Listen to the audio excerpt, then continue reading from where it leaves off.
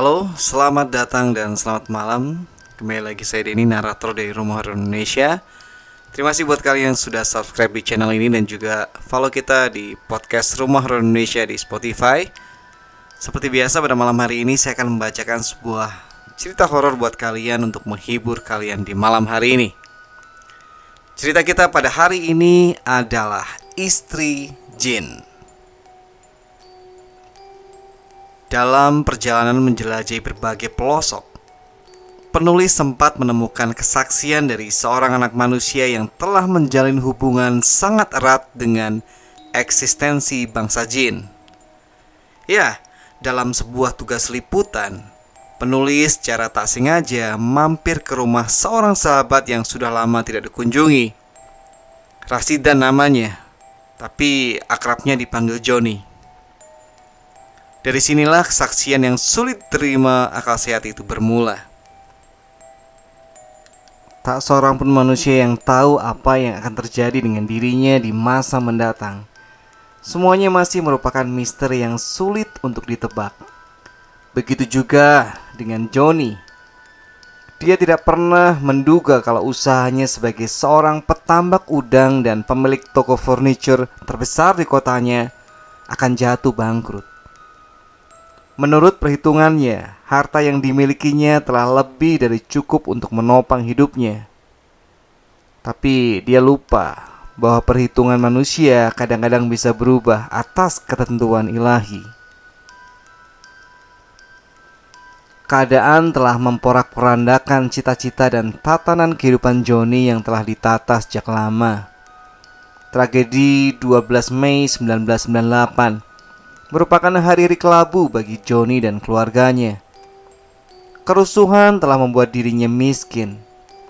Toko furniture dan mobil mewahnya yang diparkir di depan tokonya hangus terbakar. Sementara tambak udangnya habis dijarah orang. Sedangkan rumah yang ditempatinya sudah bukan miliknya lagi, karena surat-suratnya telah dijaminkan ke bank untuk modal pengembangan usaha furniturnya. Melihat kenyataan pahit ini, Johnny sempat syok. Dia tidak menyangka akan ada musibah yang melanda dirinya dan memusnahkan semua harta yang selama ini telah dikumpulkannya dalam sekejap. Istrinya, Vera, tidak kalah syoknya dalam menerima kenyataan pahit ini. Dalam kondisi kalut seperti itu, Johnny dan Vera datang kepada seorang kiai yang terkenal sebagai ahli spiritual. Kepada sang kiai, mereka berkonsultasi tentang musibah yang dihadapi. Orang tua yang bijaksana itu hanya mengangguk dan tersenyum. Dengan arifnya, dia bertutur bahwa di balik semua musibah itu ada maknanya. Makna itu bisa bermacam-macam. Di satu sisi bisa bermakna cobaan, di sisi lain bisa juga peringatan bagi keluarga Johnny. Menurut mata batin sang kiai, selama ini Johnny dan Vera tidak pernah mengeluarkan zakat, amal, dan bersedekah. Padahal selama ini mereka menerima terus-menerus rezeki dari Yang Maha Kuasa. Mereka telah ditutupi oleh penyakit hati, yakni pelit untuk mengeluarkan sedekah dan zakat amal yang merupakan hak orang lain, terutama hak anak-anak yatim, para janda tua, dan kaum duafa. Akibat dari semua itu, maka datanglah peringatan bagi mereka. Johnny membenarkan ucapan orang tua yang bijak itu. Namun yang terpenting, bagaimana caranya agar dia tidak diusir dari rumahnya karena tidak mampu lagi membayar cicilan ke bank akibat usahanya bangkrut. Orang tua itu berbisik pada Johnny memberi solusi mencari uang secara pintas. Bersediakah nak Johnny menikah dengan jin? Menikah dengan jin? Bagaimana mungkin? Tanya Johnny. Apa yang tidak mungkin itu akan menjadi mungkin kalau Allah menghendakinya, ujar sang kiai. Menurutnya persyaratannya tidak begitu susah. Pertama, harus seizin istri karena dia akan dimadu. Kedua, menyediakan kamar khusus untuk menyongsong kedatangan istri jinnya yang akan datang pada waktu tertentu. Terkait dengan syarat pertama, pada masa pengantin Johnny harus menemani istri jinnya selama 1 bulan penuh, mengingat masih dalam suasana pengantin baru. Setelah itu waktu menggilirnya diatur seminggu 3 kali. Syarat ketiga, dia tidak boleh main perempuan lain. Dalam artian, Johnny tidak boleh lagi tidur apalagi menikah dengan wanita lain. Atas kesepakatan dengan Vera, Johnny akhirnya bersedia mengawini makhluk yang berlainan alam itu. Sesuai dengan waktu yang telah ditentukan, ritual pun dimulai. Johnny sudah siap di kamar orang tua itu. Suasana di kamar agak lain, seperti ada hawa sejuk yang menyenangkan. Setelah melakukan upacara ritual, suasana begitu sangat syahdu, namun terasa berbalut mistik. Sepi namun sesekali terasa mencekam. Tak lama kemudian, Johnny mendengar ada suara dari luar. "Assalamualaikum." Suara itu begitu lembut. Johnny tersentak. Orang tua itu berbisik, "Pengantin wanitanya sudah datang." Segera dia bangkit membukakan pintu.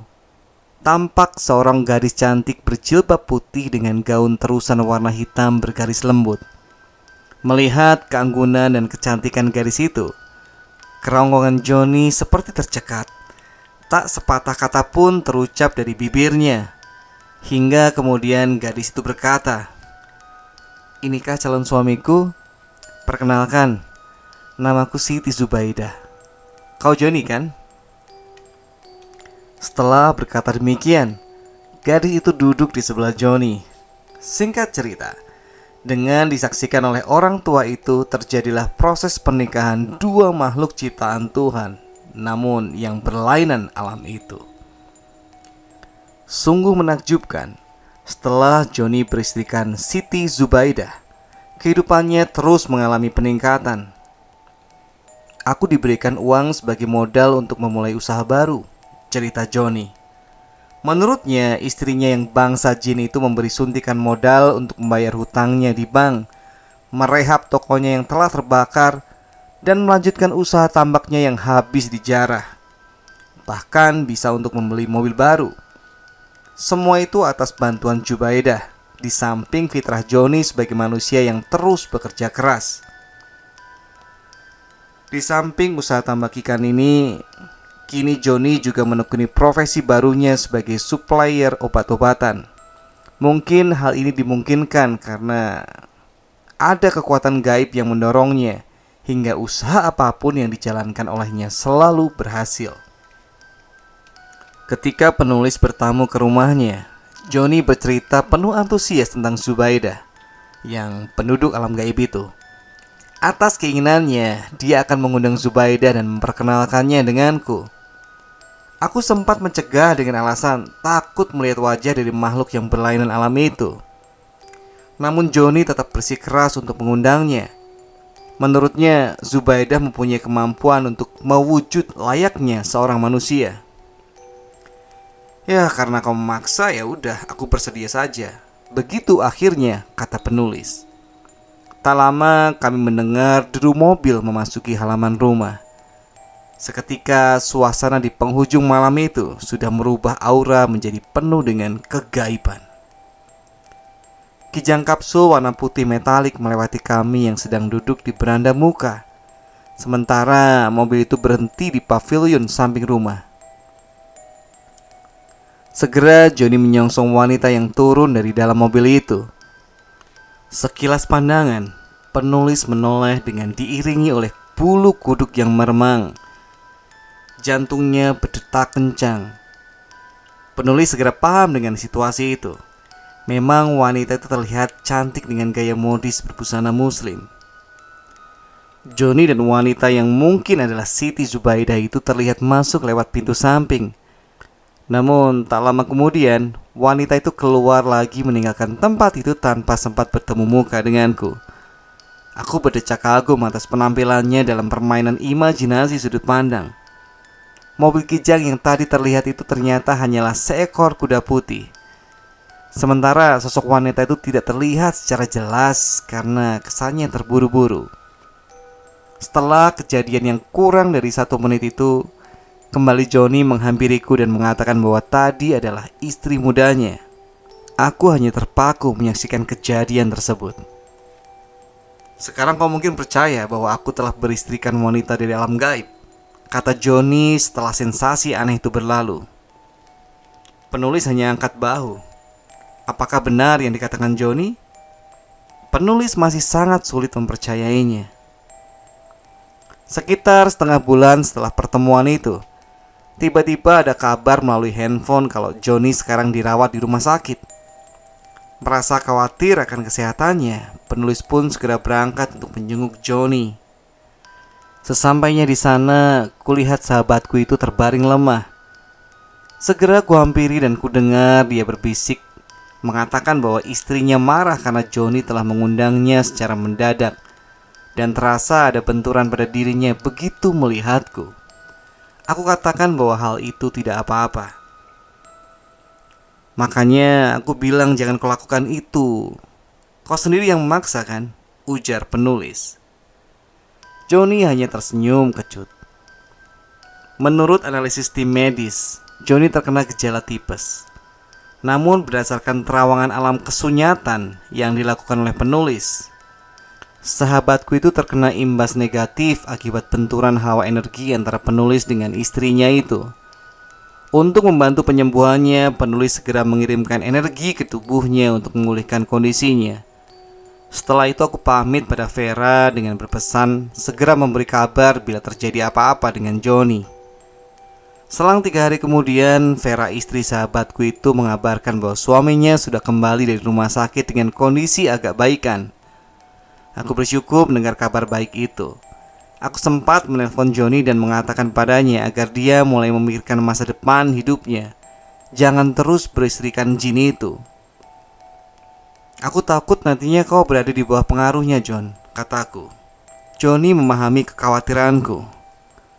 Aku berjanji akan mencari jalan keluar untuk berpisah dengannya, katanya dengan suara jernih.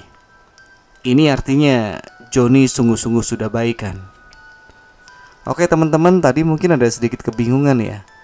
Tiba-tiba dari penulis ada kata aku. Nah di sini aku dan penulis itu sebenarnya orang yang sama ya. Kadang dia menempatkan diri sebagai orang ketiga. Kayak orang kalau manggil namanya itu loh. Misalkan nama saya Denny gitu ya. Kita ngomong sama orang lain, misalnya ngomong sama, ya paling gampang ngomong sama mama ya, misalkan, Mah, Denny mau beli ini, mau beli itu, gitu ya. Jadi cara memahami tulisannya seperti itu. Ya mungkin gak serapi yang biasanya, tapi pesannya yang penting sudah tersampaikan ya. Oke teman-teman, itu tadi cerita horor kita untuk malam hari ini. Semoga bisa diambil baiknya. Terima kasih sudah mendengarkan sampai akhir.